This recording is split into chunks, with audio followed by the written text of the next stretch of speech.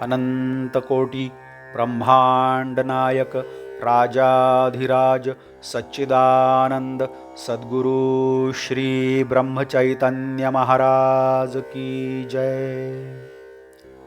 श्रीराम समर्थ। 24 मे। नाम प्राणाबरोबर सांभाळावे।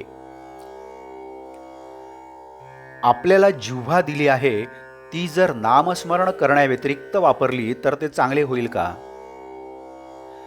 जे करण्याने देवाची प्राप्ती होते ते न करता इतर गोष्टी बोलून वेळ घालवला तर कसे चालेल?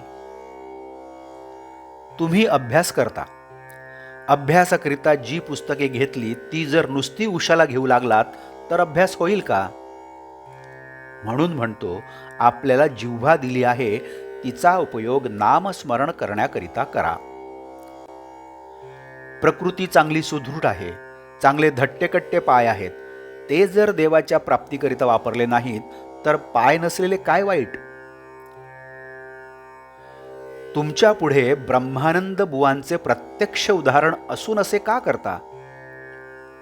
त्यांनी काय केले पहा. त्यांनी नामस्मरणाशिवाय दुसरे काहीच केले नाही. त्यांनी प्राणाबरोबर नाम सांभाळले. तुम्हाला तितके जरी करता आले नाही तरी जसे देहावर प्रेम करतात तसे तरी नामावर ठेवा. आताच्या दिवसात तर कलीचा एक एक दिवस देवावरचा भाव घालवायला कारण होतो, तरी ह्या वेळेस सांभाळा.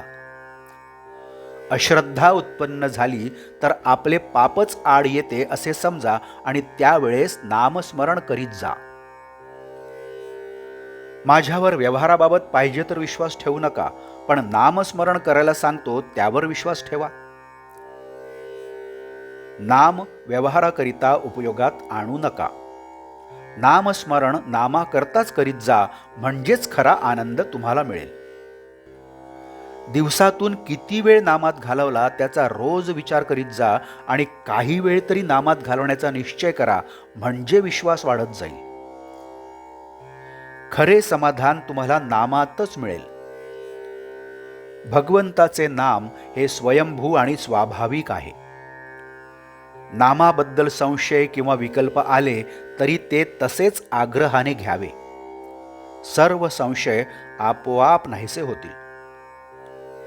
खरोखर भगवंताचे नाम हे बँकेत ठेवलेल्या पैशाप्रमाणे आहे. वेळ प्रसंगी ते खास उपयोगी पडते.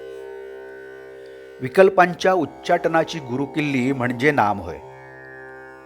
भगवंताला अनन्य शरण जाऊन तुझ्या नामाचे प्रेम मला दे अशी काकुळतीने त्याची प्रार्थना करावी, म्हणजे नामाचे प्रेम आपोआप वाढेल आणि भगवंताचे खरे दर्शन घडेल.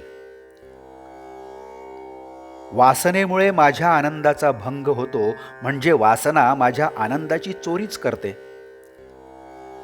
ज्या समाधानाकरिता माझी खटपट चाललेली असते ते समाधानच वासना हिरावून नेते. नामस्मरणाने या वासनेला योग्य दिशा मिळते. म्हणून सदा सर्व काळ नामात राहिले तर हळूहळू तिचा अंत होऊन केवळ आनंदच आपल्या जवळ राहील. आजचे बोधवाक्य. आपण आपल्या जिभेला नामाचा चाळाच लावून घ्यावा. पहिल्याने विसरेल, पण सवयीने आपोआप आठवेल. जानकी जीवन स्मरण जय जय राम. नमस्कार. आपण या चॅनलला अजूनही सबस्क्राईब केलं नसेल तर कृपया करावे ही विनंती. आपण या चॅनलला लाईक करा, शेअर करा आणि कमेंट्सही द्या. धन्यवाद.